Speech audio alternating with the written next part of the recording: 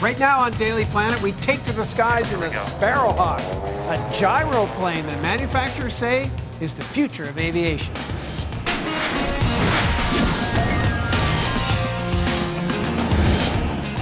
Hi, welcome to Daily Planet. I'm Jay Ingram. And I'm Natasha Stillwell. Also today, we'll see how brain signals are being used to control a robot's moves. And we talk to a number cruncher about winning at cards. But first, the future of aviation. And checking the oil pressure, and the oil pressure is up. We're going for a trip in a kind of aircraft you may never have seen before, a gyroplane. It has a rotary wing, but this is definitely not a helicopter. Special traffic experimental gyroplane 666 Mike Juliet, taxi to runway 30. That rotor isn't powered by a motor except during takeoff. It turns instead by the force of the air flowing through it. That spinning rotor does provide lift. And here we go. And because of that, mid-air stalls aren't a concern. When it lands, it almost floats down to the ground. We believe that the gyroplane is the safest form of flight. It's an aircraft that will not stall. It can land safely from anywhere in the sky without its engine running. And that gives it a huge advantage over helicopters. Though there are times when the helicopter's hovering ability is a real benefit. They are noisier, about 3 times as expensive to run, and much more complicated to fly than a gyroplane. It's a hands-off control. For as long as you want, really.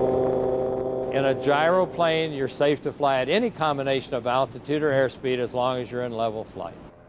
The flight controls are similar to what you'd find on a small fixed-wing aircraft. There's a yoke and a pair of rudder pedals. But whereas in a regular plane, if you go too slow, you won't maintain enough airflow over the wings to stay in motion, a gyroplane just cruises along at about 60 kilometers an hour. The gyroplane was developed in Spain in 1919. It was in production for a while before losing out to the newly developed helicopter. A 45-seat gyroplane was even built and flown in Britain in the late 1950s. Now, with the spiraling cost of keeping helicopters in the air and the increasing demand for airport runways, Groen Brothers Aviation is revisiting the concept after spending 20 years perfecting designs. In fact, an earlier craft, the Hawk 4, flew surveillance for the 2002 Olympics in Salt Lake City. Now they're working with DARPA, the U.S. Defense Department's Advanced Research Projects Agency, to develop a high-speed rotor-wing aircraft. It will be a gyrodyne, the difference being that the rotor will be powered by small jets at its tips to achieve vertical takeoff and landing. They call it a technology demonstrator, meaning it can be scaled up, and they see it as just the beginning of a new phase of aviation. There are plans for commuter and cargo gyrodynes, even versions for fighting forest fires. Right now, 40% of all runway operations at our major airports are commuter distances, 300 miles or less. And most of those are small airplanes, 50 passenger or less. And yet, we have terrible overcrowding at these airports. What we believe can happen is a gyrodyne, a commuter airliner that we call a gyroliner that can eliminate that 40% of runway operations that are commuter distances and mostly commuter-sized airplanes and have them operate from the ramp so that they're not having to tie up the runways. You know, we hear over and over again about crowded airspace. The airspace isn't crowded. Look up. How many times does it take for an airplane to fly over your head? I mean, we're right next to an airport and you'd sit here long enough to have a stiff neck before an airplane flies by. It's the ground that's crowded. It's the runway that is in limited supply. But until the gyrodynes are in the air, there's the 2-seater Sparrowhawk. Built using aluminum and fiberglass, it's powered by a Subaru 160 horsepower car engine, using premium unleaded gas that'll keep it in the air for about 3 hours. The Sparrowhawk is sold as a kit with instructions through a network of 33 dealers worldwide. Takes about 400 hours to assemble it.